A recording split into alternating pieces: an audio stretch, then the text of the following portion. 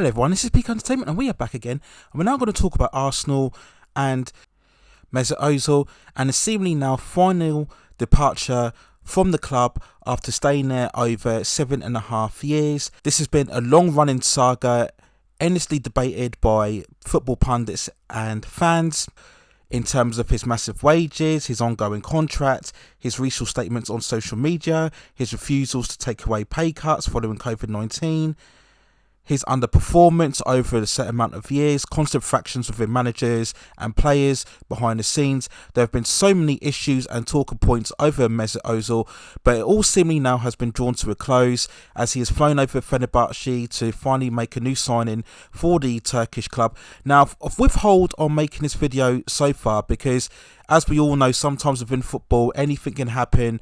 Sometimes transfers that are seemingly a certainty to go through can be cancelled at the very last minute. So I've held off just to make sure that this signing has definitely gone through, but it seemingly now has, with Ozil flown over to Turkish club, his signatures and pictures within the new Fenerbahce team shirt and colours. So I think we can overall now talk about his overall career at Arsenal, how it started, where it went wrong, why he left, could have been avoided, and what it will mean for the club going forward. How I think overall we are talking about an Arsenal superstar that truly never really was. So in the beginning, we go back to 2013 when Ozil signed for the club for a record fee, 42.5 million, and I can fondly remember at the time when Ozil arrived at the club, there was so much hype and excitement and buzz over him coming to Arsenal. He was already a very recognised footballer, both internationally for Germany, and of course he had very successful seasons at Real Madrid under Jose Mourinho. And when he came to the club, there were loads of fans saying that this is going to be the next big influential signing. This could perhaps be the most impactful arrival at the club since Dennis Bergkamp, who we all know is one of the most iconic and most influential, perhaps the most influential football within Arsenal's club in history. I'll leave that out for another further debate for another day, but certainly everybody was looking for the same impact for Ozil as what we had seen with Bergkamp. You know, that overall real heart and nucleus player within the team, someone who can link up the play between the midfield and attack, someone who could get on the ball and really drive home the football going forward and really instigate the same cultivated and stylish football that Bergkamp had managed to integrate within Arsenal for so many years. And certainly I think the first stages of his career he lived up to that billing. I wouldn't say completely, but certainly he gave the potential idea that he could reach the same status and the same influence. The first couple of seasons he really did contribute well into the team in terms of his assists and his link-up play. You know, there were some very stylish goals that he scored throughout the first couple of seasons of his career, and I think everybody really felt excited and they felt that if only Arsenal could buy just maybe a couple of defenders and a couple of midfielders just to build that midfield strength surrounding Ozil, then he could really become a key component that could maybe garner Arsenal to another successful Premiership challenge. He ended the first year contributing to Arsenal winning the 2014 FA Cup with a 3-2 win over Hull, scoring 7 goals and 13 assists. His second season he contributed decently again to Arsenal retaining the cup in 2015. But I believe the third and fourth season were perhaps his most successful times at the club. This is when he really linked up well, consistently, particularly with Alexis Sanchez. Fans were really beginning to believe that Arsenal could emerge once again as serious title contenders and also make a big impact once again within the Champions League. This resulted once again in Ozil contributing to Arsenal winning the 2017 FA Cup, and this was of course the third win within 4 years. So fans, I think overall were very positive and excited for the future going ahead and could see Ozil as being a major part of that success. Shortly after, he signed a major contract extension, which of course meant that he would get the increased wages of 350 grand a week. And I think part of the reason for this was because Arsenal had recently lost Alexis Sanchez to Manchester United. Now, I've mentioned in several other videos that Arsenal have built very much of a superstar complex where they put a certain consistent performer on a high pedestal and really tried to make him building that talismanic figure that I think every club looks for. Now, I think the problem with that is that you kind of bow down to his demands and really become submissive to that player's influence and impact both on and off the pitch. And I think the most successful club has a handful of talismanic players. It's never down to one or two players overall. We could only just go back to the Invincibles. Yes, of course, Henry was the top scorer, but so many others: Vieira, Bergkamp, Pires, Lundberg, Ashley Cole, Sol Campbell, Gilberto. They were all key contributions all over the pitch, and I think that's the most successful formula of the club. You don't just bear yourself down to one particular player. This contract extension was, I think, symptomatic of one of the many issues going on within Arsenal. We've seen this multiple times when we had the likes of Van Persie or Fabregas. Indeed, I mentioned Alexis Sanchez as well. You really handing over yourself to the reins of one particular player when you negotiate these contracts. And what normally happens is the player plays consistently well, and then once they get that contract extension, then we see a large dip in form or a decline in terms of their attitude and performance. And I think going back to Ozil, this was very apparent. If you look at the following seasons after he signed his contract extension, there was definitely a decline in form in terms of his performances. Now, people can say this was coincidental with the fact that Arsenal themselves had also declined in terms of their performances. We had lost many players. I've already mentioned Alexis Sanchez, and it wasn't necessarily Ozil's fault that the team had performed less successfully, and the fact that he's a player that needed to be surrounded by other top class players in order to perform himself. Now, I can understand that to a degree, because Ozil is not someone who takes the game by the scruff of the neck, like let's say your Henry or your Vieira. He does indeed need a certain amount of quality around him. But I would also say that he also did go missing in a lot of the big games, and I think that was one of the bigger issues that a lot of fans and commentators took with Ozil.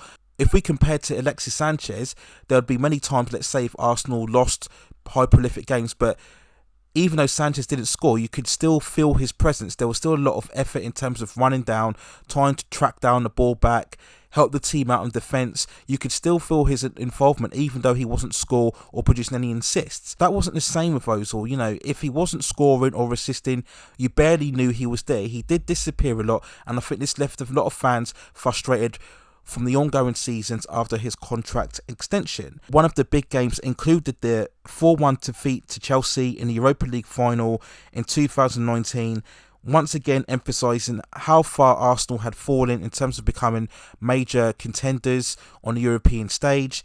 And many people looked to Ozil again, because going back to the fact that he was on the highest wages within the club, many fans were asking, well, what exactly are we paying him for? If he's going to go missing within these big games and we're going to these semi-finals and finals and Ozil's not producing, why exactly are we keeping him here? Why exactly are we paying him such high salary? And I think that's a justifiable and fair question. And Ozil, he's one of those very much quiet players.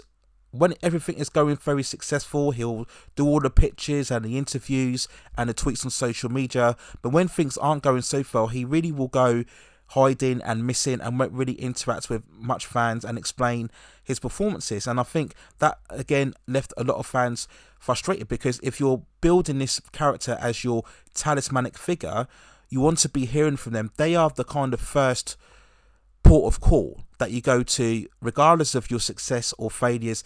They are the captain figure, if you like, that will really lead the team and set the example. And Ozil wasn't doing that, and this is what left a lot of fans angry and frustrated.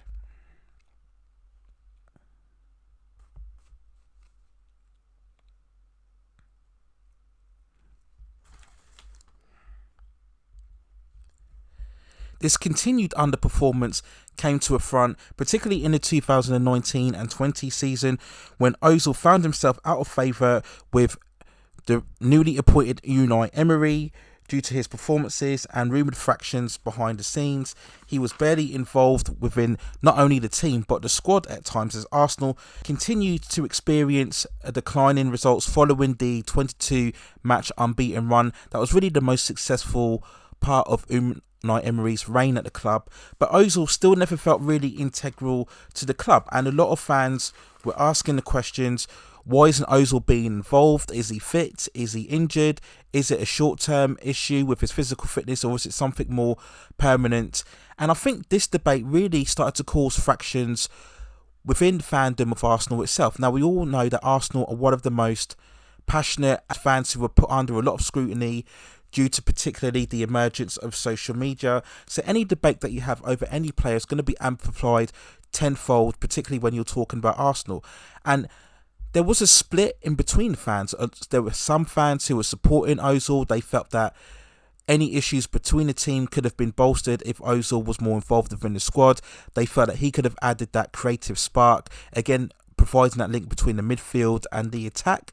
And there were other people who weren't happy with Ozil's, not only his performance, but his overall attitude and his discipline, and they felt that he wasn't really being respectful to the club. Ozil inflamed things even further in terms of his own image and the connection between the fans and relations with the club by continuously tweeting on social media after Arsenal results, stating that he was ready and fit to play despite the fact that Arsenal were losing certain games. He constantly stated his disappointment in the club and the fact that he wasn't being selected.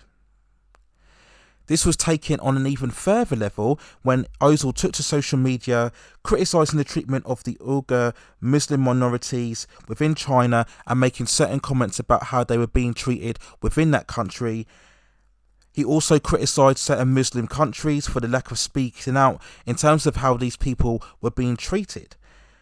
Now, this had a huge influence that many believe in terms of Ozil's and his lack of selection, because, as we all know, the China and the Asian markets are a massive territory that all clubs want to tap into in terms of expanding their brand, selling merchandise, and really building on the global status. Now, Ozil's comments, it can be seen, were deemed to be very damaging to Arsenal's ambitions to expand their connections within the Asian markets, and many feel this was another key reason as to why Ozil was not only being left out of the team, but also being left out of the entire squad. And we would see later on that even not only for the Premier League squad, but also for the League Cup squads and Europa League squads as well, Ozil wasn't even being mentioned.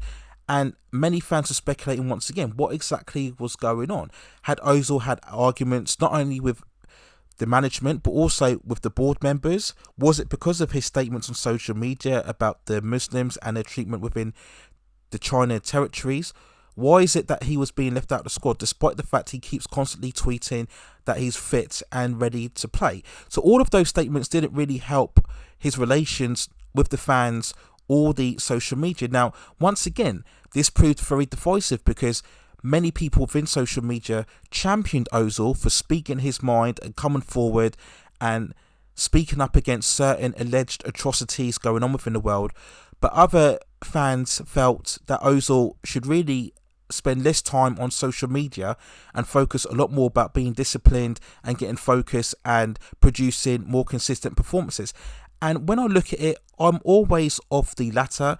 I always believe that a footballer, if they want to make a statement, they should do it on the pitch. Do your talking on the pitch. Perform well on the pitch. I think you should leave certain statements about politics or international affairs separate, especially when you are a representative of a club. You know, you are part of a brand, you are part of a corporation, a community within football, and you have a certain responsibility in terms of how you behave and how you conduct yourself. And I think all of these statements on social media were really more provocative. Were they deliberate? I would say it's half and half. I think Ozil did genuinely have a passion about what was going on within China, but I think he should have showed a lot more sensibility and consideration in terms of his comments, particularly when you're not playing well. I think if you are playing well and you continue to produce success for the club, then that might give you a bit of leeway in terms of speaking out on social media. But if you don't, and you're underperforming and you're not getting picked, I think the best thing is to stay off social media and focus on building your way within a team. We go into this current seasons, and the Ozil debate just raged on and on as we began a new regime under Mikel Atrteta following the sacking of Unai Emery. Ozil would really drift in and out in terms of team selection, and once again Arsenal fans were asking certain questions, because we initially thought, well, now that Emery's gone, he can build bridges with Atrteta, a new manager who'd want to make a good impression, so it made common sense to start your top players. And let's not be under any illusion, despite the fact of his underperformances, Ozil was still amongst the top caliber players amongst Arsenal. If he was fit and he plays very well, you would easily put him on the same level of importance as the emerging forces of Aubameyang as well.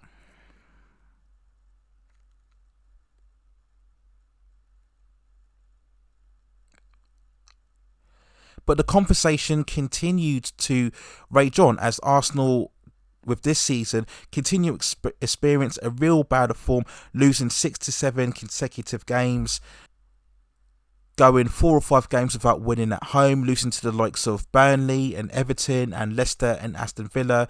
And this really just brought the debate once again. Fans were yet again asking, where is Ozil? Why isn't he playing? If Arsenal was suffering such a bad run of form, why isn't Ozil being picked? Why isn't he being selected? Has he fallen out of Atrteta? Again, is it more into politics within him and the club going forward? So the debate just raged on, and many people felt now it had gone past the point of any reconciliation process, that Ozil was just having such a negative and bad influence on the club. Many people felt that he was taking advantage of the club, particularly in the fact that he didn't decide to leave. Despite the fact he had a year left on his contract, many fans felt that Ozil had lost his passion and his desire to play for the club. So why didn't he leave? Many people felt that he was just resting on his contract, happy to sit there on the bench and gladly pick up his 350 grand a week wages. If he had any true sense of ambition, he would have left Arsenal to go to a bigger club and challenge for honours, because Arsenal at this stage, of course, had fallen so far from grace. We were miles away from challenging the Champions League or the Premiership or any major top honours. So if you're not winning any trophies and you're a top player, you can really go to any top European club. Why wouldn't you do it? Are you really taking advantage of the club as well? So I think there is blame to go to Ozil, but I think also blame lies with the club. As I mentioned before, this goes back again to the problems that they have in terms of their negotiations and their certain contracts with top players. You're giving them high wages despite the fact they're underperforming for the club. We've seen this so many times throughout the years, and many people felt that Arsenal really needed a shake-up in terms of the hierarchy and the procedures in terms of how they dealt with players and extending their contracts. This has been a burning issue for the best part for at least 5 to 10 years. So all of this really boiled down to the last stages of the season where we're currently at now, and Ozil seemingly now has made the final decision to go to Fenerbahce. I think it just came to the point now when he realises that there was no going back for Arsenal. All bridges and connections had kind of been burned, not only with the fans, but I think in terms of the club as well, in terms of Atrteta, the management, and the higher-ups in the Arsenal board as well. And he's just reached that point now. He's 32 years old, so in the latter stages of the career, you really are looking at, realistically, maybe one last big move in terms of your career.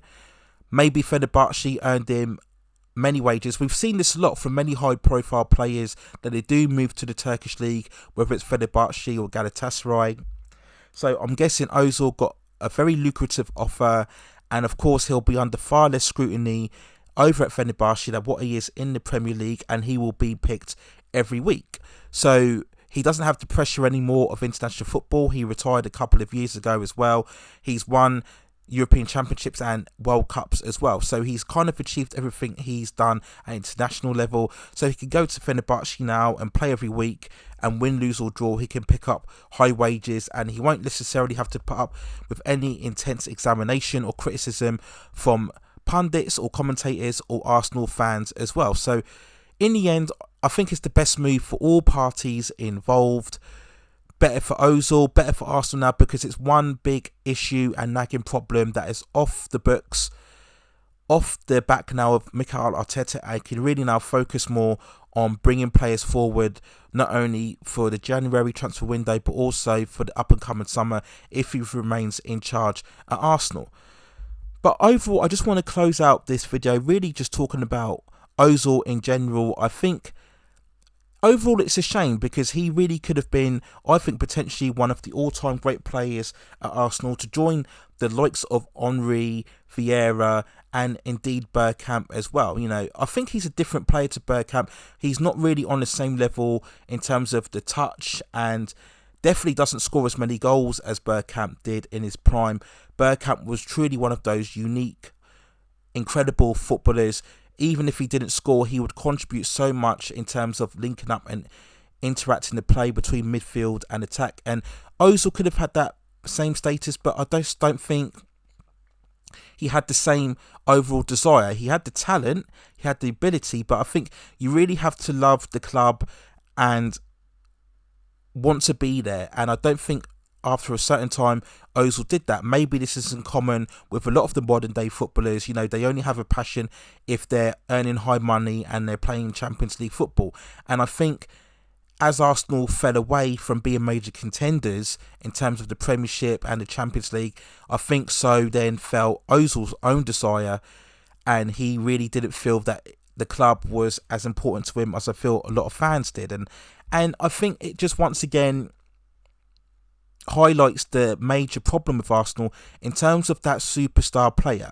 It's okay to sign a big name, a recognised name, but you really have to get that character who loves the club, who loves the team, who gets the identity of Arsenal, understands the relationship between the club and the fans, and really wants to be there, really has the heart set on it. And maybe Ozil was typical of that modern day footballer who really just saw it more as a chance to earn some big wages and play every week. We could question, why did he make that move from Real Madrid to Arsenal? He really could have had the pick of clubs. He could have gone to Bayern Munich, Barcelona, Inter Milan, AC Milan. You have to remember, Arsenal were not the massive contenders that they were during the Invincibles. So why exactly did Ozil go there to begin with?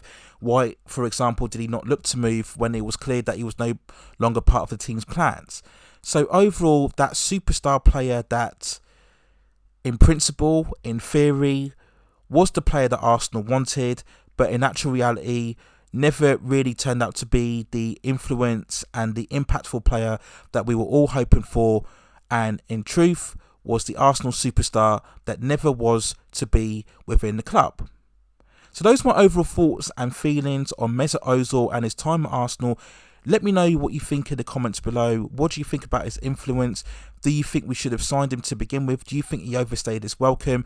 What do you think it will mean going forward for Arsenal now? How do you think they will learn in terms of the Ozil signing going forward next time they look to make a big, massive signing that can take the club forward for the next couple of years? Ozil was at the club for a huge amount of time. Overall, finishing his career at Arsenal from 2013 to 2021 with 184 appearances and 33 goals.